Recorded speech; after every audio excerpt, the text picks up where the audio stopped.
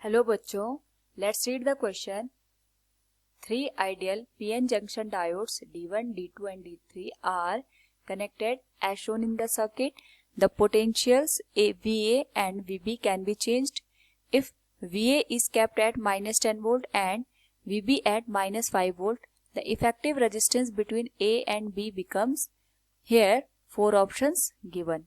Now, first of all, we will discuss here the key concept, which is forward and reverse biasing in diode.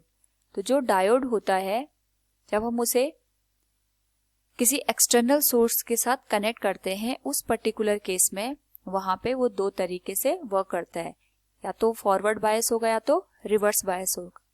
तो अगर हम यहाँ पे forward biasing की condition को understand करते हैं, उस पर्टिकुलर केस में यहाँ पे जो पीएन जंक्शन होता है उसमें पी का पोटेंशियल एन से ज्यादा होता है, और अगर हम रिवर्स बायसिंग की बात करेंगे उस पर्टिकुलर केस में जो पोटेंशियल एट एन साइड होगा that will be greater than the potential eight P side. तो अगर हम यहाँ पे गिवन जो फिगर है उसकी बात करें तो VA की जो वैल्यू है that is kept at -10 volt, तो हम यहाँ पे लिख सकते हैं इट विल बी -10 वोल्ट, और जो VB है दैट इज -5 वोल्ट। तो जो यहाँ पे कंडीशन गिवन है उस अकॉर्डिंग हम देखें तो जो D1 है that is connected to the -10 volt, और उसका नेगेटिव टर्मिनल -5 वोल्ट कनेक्ट है यहाँ पे एन टाइप सेमीकंडक्टर से, यानी यहाँ पे फॉर D1 जो P टाइप का पोटेंशियल है that is less than N, so it will be reverse bias. Similarly अगर हम बात करें यहाँ पे D3 के लिए भी, यहाँ पे जो P का पोटेंशियल है that is less than the N type semiconductor, so it will be also reverse bias. लेकिन अगर हम बात करें यहाँ पे D2 की, तो D2 के केस में यहाँ पे जो P का पोटेंशियल है that is greater than the potential at N side, और इसीलिए ये फॉरवर्ड बायस हो जाएगा।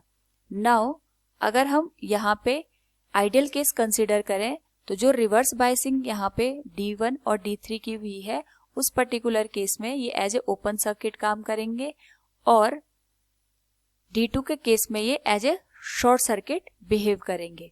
सो अगर हम यहाँ पे गिवन जो फिगर है उसको रीड्रॉ करें, it will be look like this. ये रेजिस्टेंस हो जाएगा R/4, इट इज -10 वोल्ट। जो D2 है it will be short circuited, resistance हो जाएगा R, again the resistance will be R/4, और यहाँ पे आ जाएगा -5 वोल्ट। इसके अलावा जो यहाँ पे D1 और D3 है दोनों ही यहाँ पे रिवर्स बायस होने की वजह से ओपन सर्किट हो जाएंगे। तो अगर हम इस सर्किट में देखें तो R/4 R and R/4 are in series, तो जो R इक्विवेलेंट की वैल्यू होगी that will be R/4 plus R plus R/4।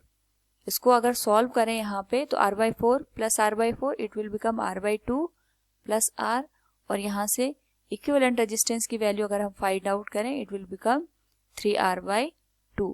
So from the given option अगर हम देखें option D will be the correct answer. Hope all you understood it. Thank you and best of luck.